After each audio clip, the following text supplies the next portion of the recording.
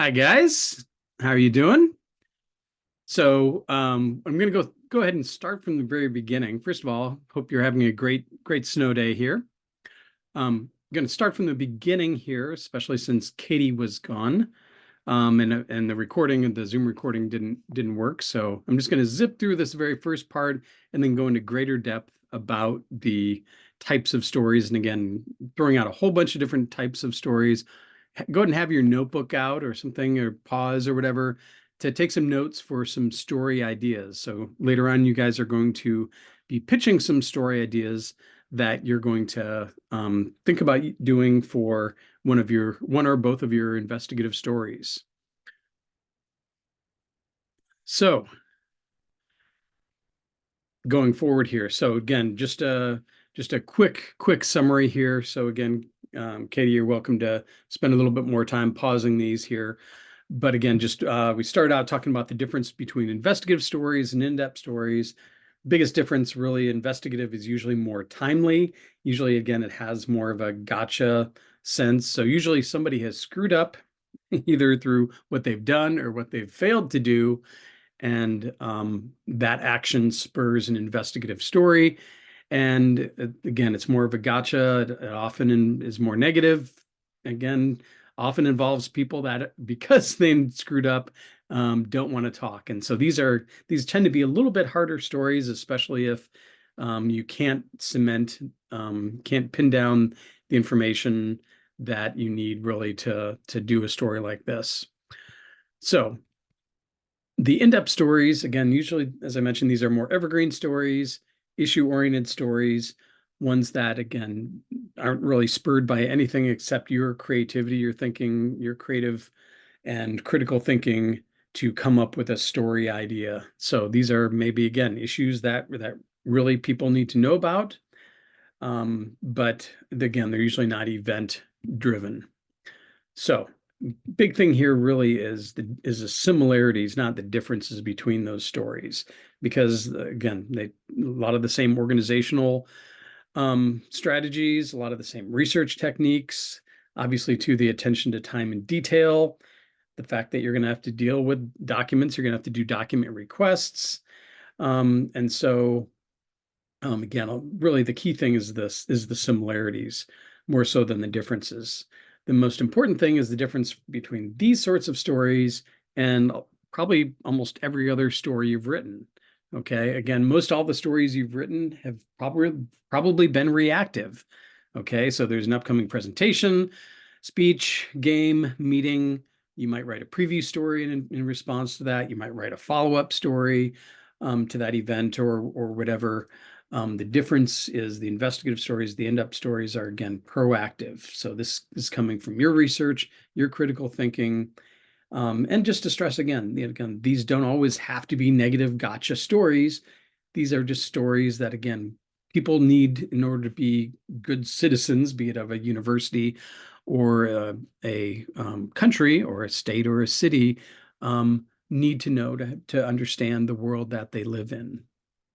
Okay, so some of the drawbacks we talked about, some of the biggest things is that these take time. And what it means, we talked about an end sum game, the fact that you only have limited resources, and those resources have been diminishing for most news outlets. And so again, if you're going to spend, if you're, I mentioned before, a sports reporter, you're spending a month on this huge investigative important story, but that may mean there's 10, 15, 20 games that you can't cover because you're limited to because you're spending this time on an investigative story. So there's that trade-off. There's also the trade-off of, again, these can cost money in addition to time. Sometimes these stories, again, you hear a rumor, you chase it down, it doesn't end up being a story. There's maybe a perfectly logical explanation of why things are the way they are. And of course, a big thing we talked about as well, the potential fallout. Again, if you're that sports reporter covering that football team, and you do something, you're doing an investigative story that pisses the coach off, suddenly you may not be able to interview that coach ever again. They may never talk to you. They may tell their players to never talk to you. And that, of course, is a huge impediment. So as I mentioned before, the same is true. If you piss off the prosecuting attorney and your beat is the crime and court scene, not being able to talk to the sheriff or the prosecuting attorney who might be quoted in, again, 30, 40, 50 stories over the course of a year, that's a problem. So as I mentioned though, too, if you go through your career and you haven't ticked anybody off, um, for doing your job, now not making errors, of course, but if you're doing your job, again, people screw up. People make mistakes. There are things people don't want to see the light of day. And if you never cover any of those stories, you are probably not doing your job as a journalist.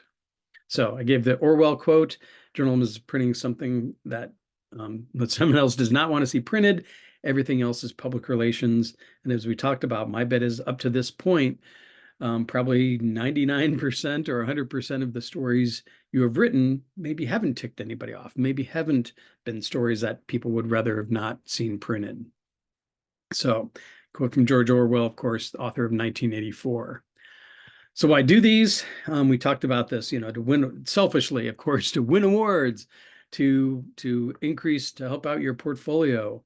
And again, these are the sorts of stories that make the difference in getting hired or not, in getting an interview or not, because these sorts of stories show that you are an effing journalist. And so very important to have some of these stories in your portfolio. One of the reasons I really enjoy having this class is to give these sorts of stories, to let you have this experience in portfolio items that are going to really help. So obviously it helps your brand, it helps the reputation of your media outlet as well. Those are all selfish things. The big thing, of course, is to serve your readers and to be a watchdog over the government, be it a student government, board of governors, city council, state government, federal government, to be a watchdog. And that's where we get the Thomas Jefferson quote here, basically saying, if we're going to have a democracy, we need to, if we're going to have government, we need to have newspapers to keep that government in line, to be a watchdog over them, because regular citizens can't. They don't have the time or resources for that. So a couple warnings I gave really quickly here again. Definitely, obviously, record all of your interviews. Keep copies of those. Keep copies of your notes, any documents you request. Keep them 6 months, a year, especially if these are stories that might end up causing you to either get sued or somebody calling out the accuracy of your reporting. And so when they say, again, I didn't say that, you can come back with your recording and say, yes, you did. So record everything, keep all of your information, all of your documents and everything as well. As I mentioned here, accuracy. If you're writing a story that is going to tick people off, they're going to try and shoot any hole in your story that they can. So getting names wrong, getting titles wrong, etc. Make your story bulletproof. Okay. And tied in with that is having the discipline. If this story is not ready, don't print it. As much as your editor may have the space that needs filled, okay, or your producer that needs filled in the time slot, don't publish these stories, don't air these stories until they're ready, because as much as they can help you and the reputation of your outlet, so too can they destroy it if it's not done well. So one of those things too, holding it, is making sure to give all sides the chance to respond. And again, obviously noting if they say no comment, be sure to note that. If they didn't respond to 10 email messages and 5 voicemail messages, say that in your story. Okay, so again, while you might have been able to get away with these stories, with previous stories, again, just on deadline, doing them half-assed, you can't do that with these stories. Too much potential for again, problems, including lawsuits. So recognize that outside of crime stories, these are the stories, obviously, that affect people's reputations sometimes, and therefore the most likely to result in a lawsuit. So make sure to cover all of your bases. So tools we talked about, we're going to get into all of these later. Obviously, we're at a state institution, so the Sunshine Law, again, the Freedom of Information Act on a federal level. We talked about whistleblowers, databases, websites. We're going to go into all that later, much greater depth later in the semester, but I just want to, again, just kind of introduce these. And of course, just being nice and being persuasive can go a long way as well. Some sources, obviously doing a lot of reading. Okay, so read your local commercial newspapers, read your own publication. Okay, for higher ed, the Chronicle of Higher Ed Education is a great resource that covers issues on a national level, like we talked about the growth of part-time instructors because they're cheaper, but obviously not perhaps as credentialed, perhaps not as tied to the university community. And so taking a story like that on a national level, using that data and saying, hey, what's going on here at Northwest? Are we seeing that similar sort of growth? Is that a problem? Okay, so if you're on a beat, obviously those sources, sometimes just asking them, hey, is there any great stories that we're missing that we could dive deep into? Okay, and obviously looking closely at budgets, we're going to do that.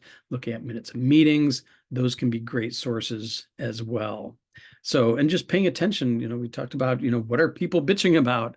And maybe it is the fact that, maybe it's parking, maybe it is um, the minimum wage here, that we're not paying minimum wage to our students.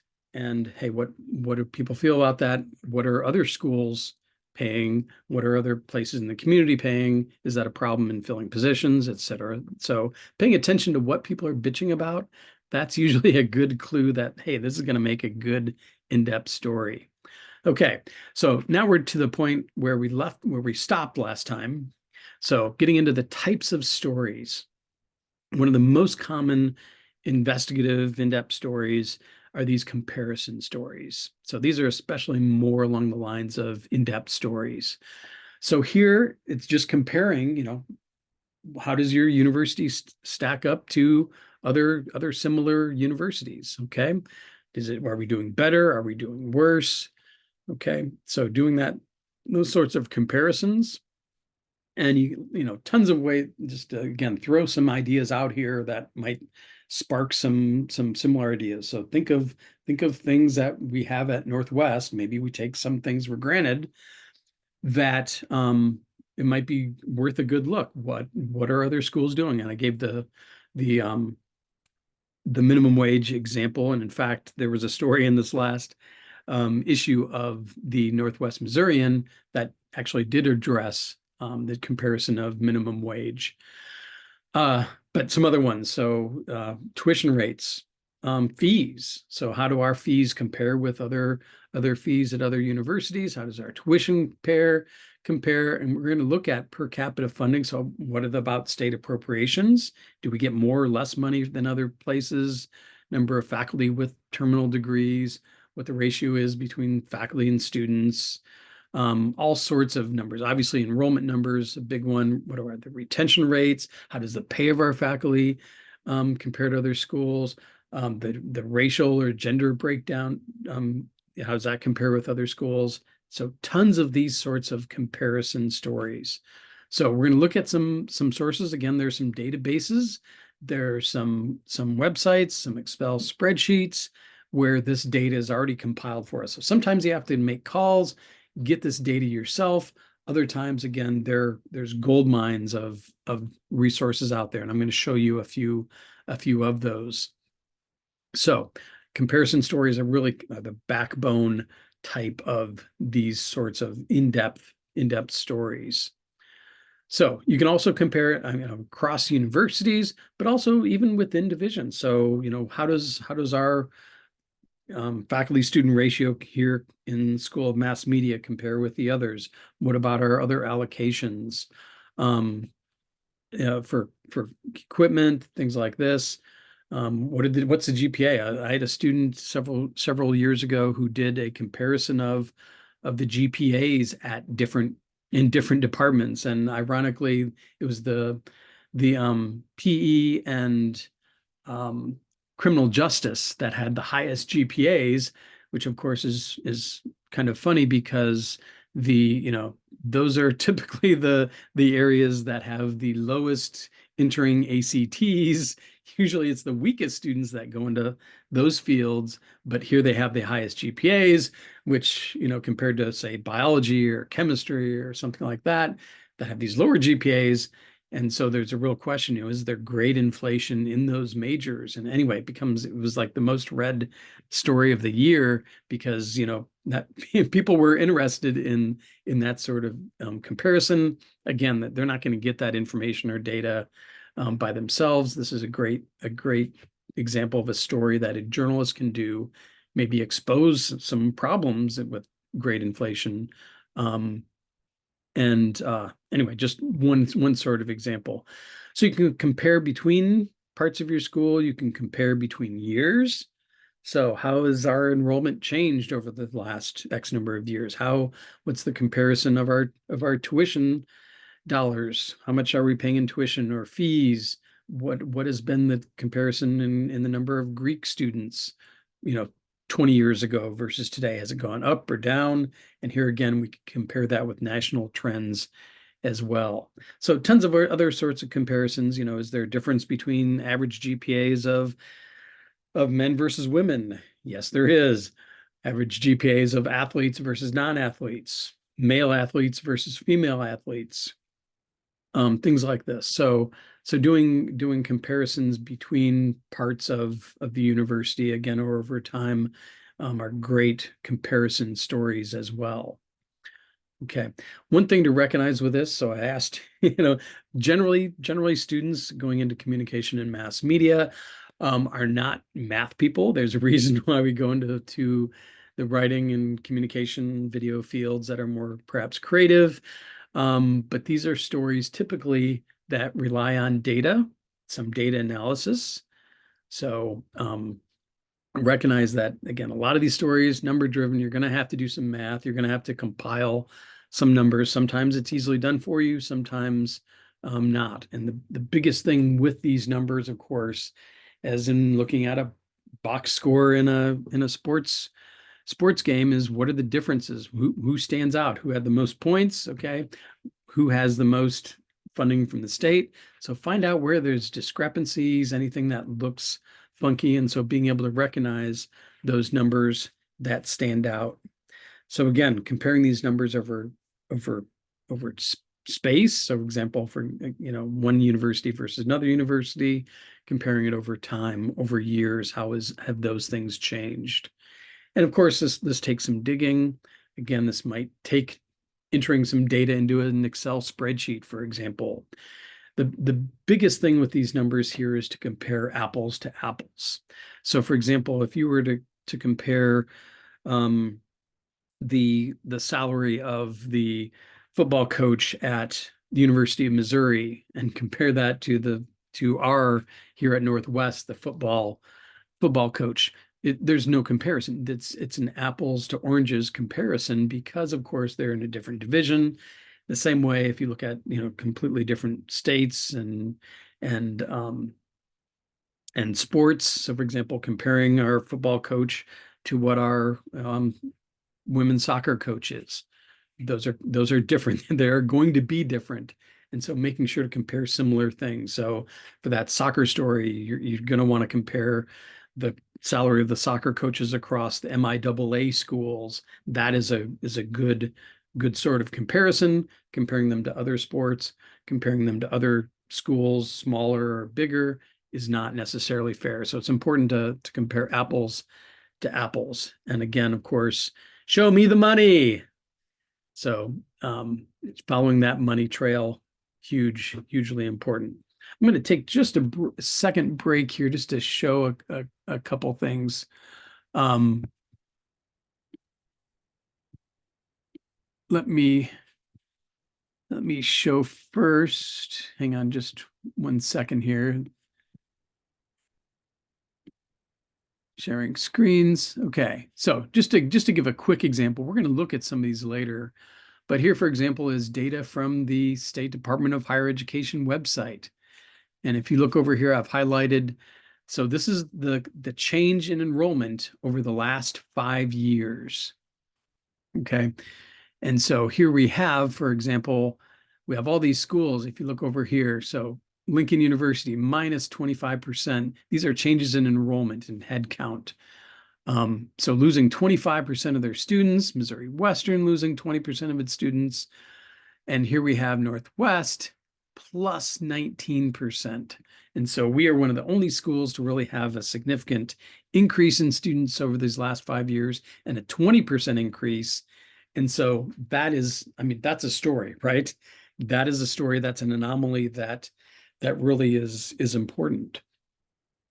And just to show you some advanced data, so you could also do comparisons of funding from the state. And what is, so how much money do we get from the state? Let's divide that by the number of full-time students. And so here, for example, is just a quick Excel spreadsheet. I've entered some of that data. So in 2006, the average funding per student, again, dividing the total number of millions of dollars from the state, divide that by the number of full-time students. In 2006, Truman State was getting 7,400. We were getting 6,400 per student on average. Missouri Western was getting 5,100. So some differences there. But look what has changed because of that drop in enrollment.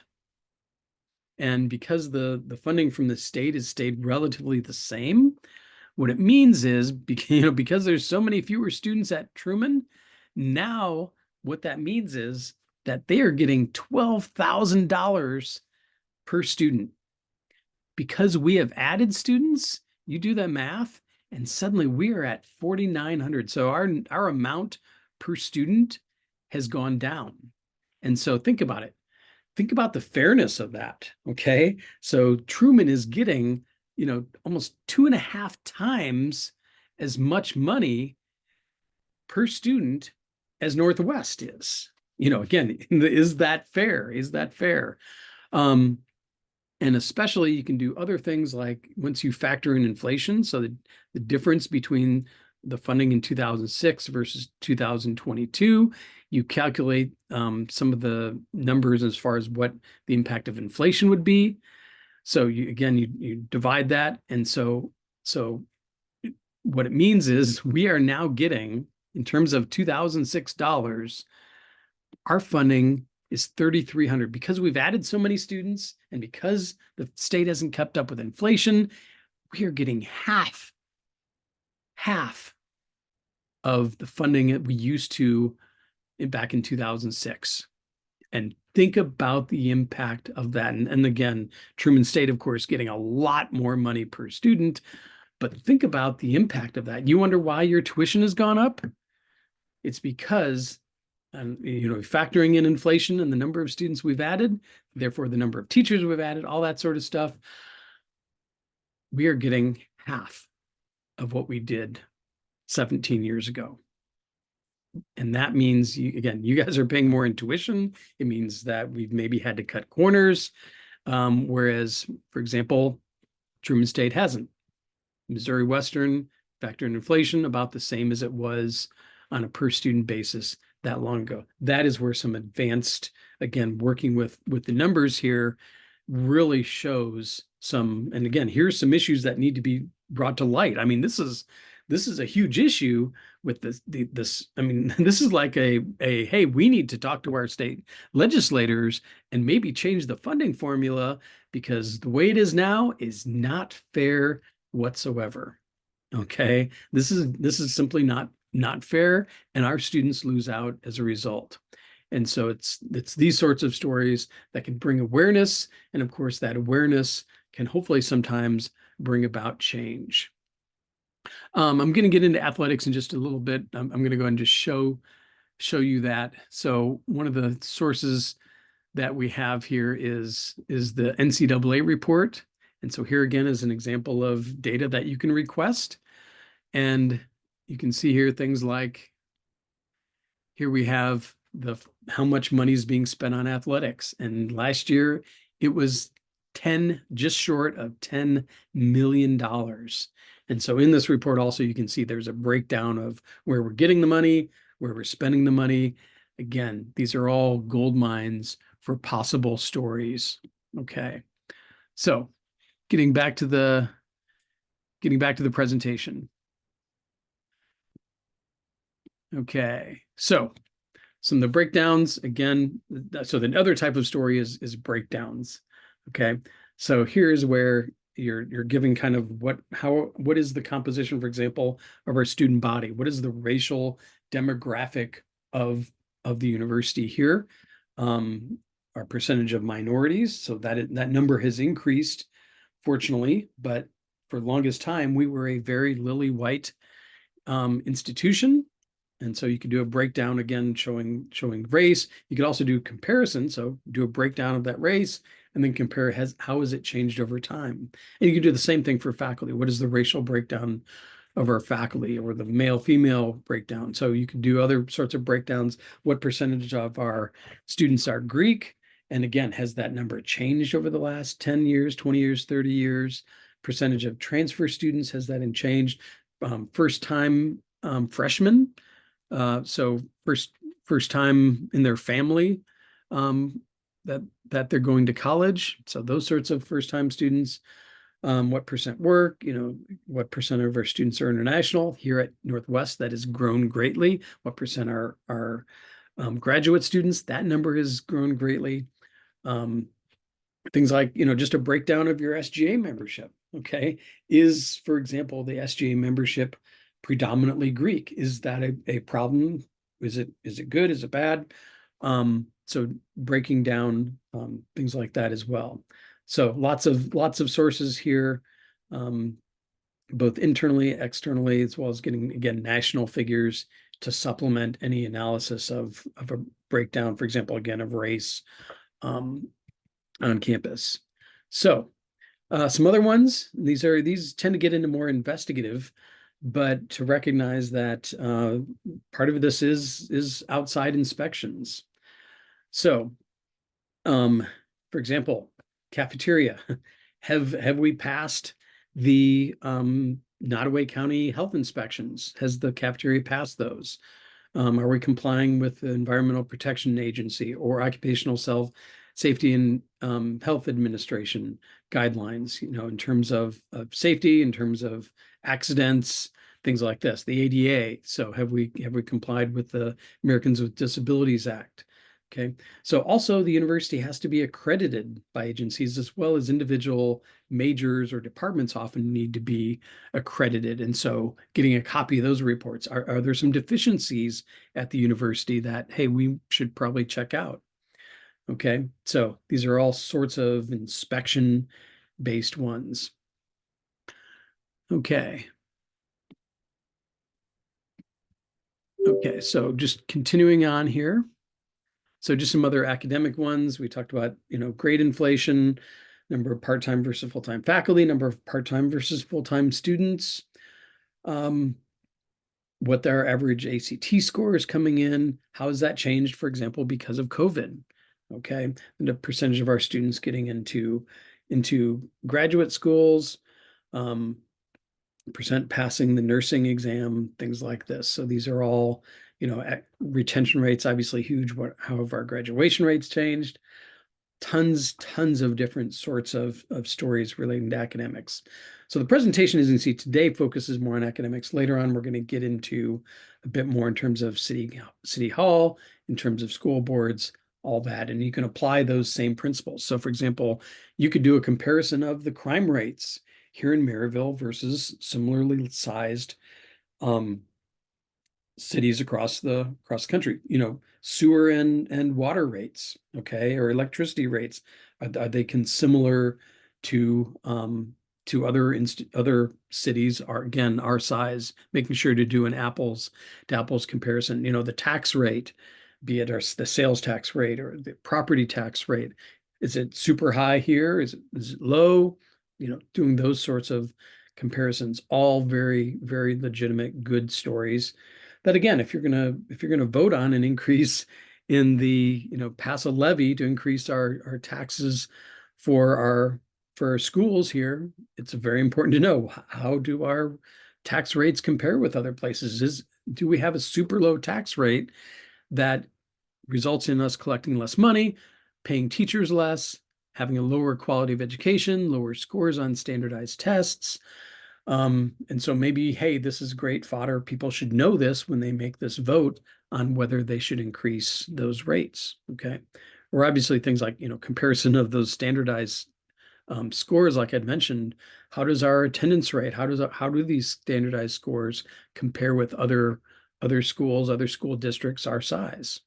So all good stories. So sports, um, none of you guys are huge into sports, but here's just some examples if you want to do a sports related story. So again, as I mentioned, we have to submit a report to the NCAA. It's like a 60-page report, which details the pay, the number of athletes, the graduation rates.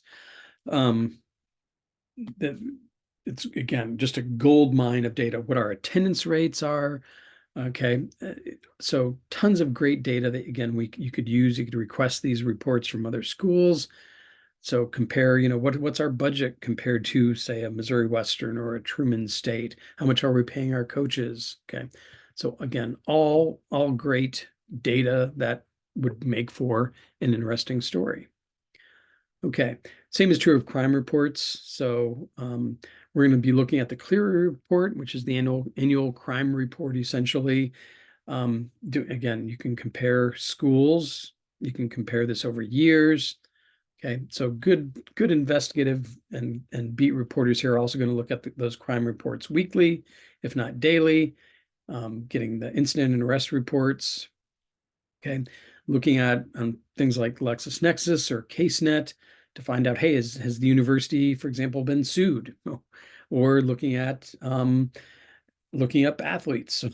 Do we have any football players, basketball players, etc., who are showing, issues with crime, or who might, maybe appear on a sex offender registry? Do we have students living on campus or near campus that are registered sex offenders? Okay. So again, obviously looking at courthouse, city police records, as well as you can get the copies of disciplinary hearings involving crimes of sex or violence. So those are also, again, resources. So those are ones. Some other sorts of investigative stories might deal with contracts or bidding. So obviously, people contracts. So how much is our president getting paid? Okay, how much is it compared to our previous president, Jasinski? Okay, so how much is Tatum? There are perks that Tatum is getting that Jasinski didn't. How does it compare with other um, presidents at other similarly sized universities? Are these kind of similar? Okay, so preferred vendors. So for example, do we have a contract with Pepsi? Do we have an exclusive contract with Pepsi or Coke? Same way with like the athletics. Do we have an exclusive agreement with Reebok or Nike? And are they paying us X amount? Or are they providing us with discounts or free shoes, things like this? So getting copies of those sorts of contracts could be very interesting. We just changed from Aramark to Sodexo. So that contract there, taking a good look at what's in that dining contract and why we changed vendors there. Okay. So settlement fees. So if somebody left the university mid-season, if a coach left mid-season, looking at, for example, hey, did we pay them off to basically shut up or not to sue us? Things like this. So those are all also fair game. Again, we're going to cover all these sorts of things later on in the semester. So I had a good example. So my private university I went to, we couldn't get much data because we were not a state school. But doing a story, for example, my university was gobbling up land. We were the Millikan University in Decatur, Illinois. It's not in a good neighborhood. So it turns out the university was gobbling up properties around the university, basically to serve as a buffer from the neighborhood as well as to make any future expansion. So that sort of thing ends up being a neat story. So student government, again, obviously you're talking about tens, if not hundreds of thousands of dollars. So looking at their budget, looking at where that funding is going. Are there perks for officers? Are they paid? Is there any other sort of big perk there? What is the student government fee here at Northwest? How does that compare with other schools? And how does that larger or smaller budget affect what the student government does? So again, tons of great stories there just analyzing student government. And again, recognizing that, as I mentioned, because of the Missouri Sunshine Law, pretty much everything here at Northwest, outside of personnel records and some other exceptions, um, those can be, you can request those documents. So you can get, again, the president's expense report each month of, how much he's spending going places, things like that. Where we have our money invested, how much we have in our reserves, things like that. Everything fair game. So recognize that, again, it is a great for investigative reporters to be at places like this that are state schools. So some other ones, we talked about political ones. So looking at, for example, what bills are being proposed uh, that might impact Northwest. For example, in terms of athletes being transgender, or DEI offices being defunded, or libraries having restrictions. Those are all things in this last session that were very much debated. So doing things like, of course, if we have job candidates coming in, Googling them, finding out more about those. Looking at, again, work study numbers, how many students we have, what dollars are compared to other schools, and what the impact of that is in terms of us being able to hire students. So some other things, again, for private schools, just a few things here. And this applies to foundations, this applies to booster clubs, is they have to file what's called an IRS 990. Again, we're going to talk about this later in the semester, but those have, again, some good data in them that can be very, very useful. So I'm going to end there. Again, I went through this far too quickly, but hopefully it will maybe spark some ideas, give you a little bit better background on what investigative journalism is all about, some of the types of stories, some of the resources. Again, hopefully brainstormed a few ideas, maybe sparked some ideas for you going forward. So what I'd like to do, I'm going to make a posting on discussion, but I want you to be thinking, what are some stories that are of interest to me that I want to find out more on, and do a deeper dive in. So do some brainstorming for some of those stories. Again, I'll post that discussion and have you guys share, and we will work on those. And again, later on, I'm going to have you, once we kind of narrow down the stories that you do, you're going to write more detailed, full-blooded proposals that more outline, here's my angle, here's my resources, here's the documents I'm going to need, all that sort of stuff. So we're going to get into that later, but hopefully this first presentation here has given you a little bit better background about what sorts of stories that you could do, and maybe how to do them. So we're going to look at student examples of these. We're going to look at professional examples of these investigative and in-depth stories as well later on. So take care. Have a great day.